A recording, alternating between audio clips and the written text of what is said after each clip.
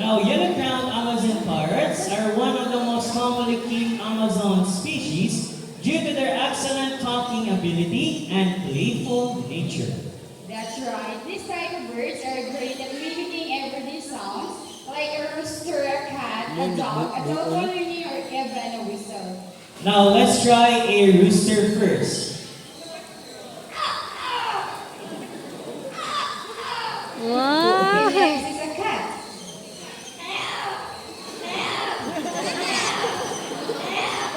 Now, for the next one, it is Rudy's favorite animal sound, the sound of a dog. Is that it, buddy?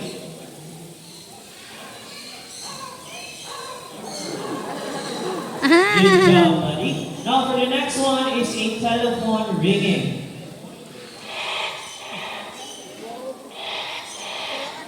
Now, for the last one, it's a whistle.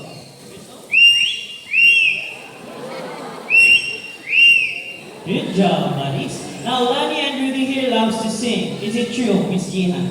Yes, they love to sing, but before you sing, you need to do what all singers do. You have to warm up first. Now, let's do the warm-up. La la la la, ah, la la la la, ah.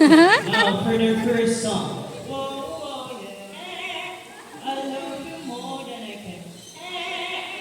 One more time. Whoa, whoa, yeah. I love you more than I can. Now, before we proceed to our next song, let me ask first, who's celebrating their birthdays today?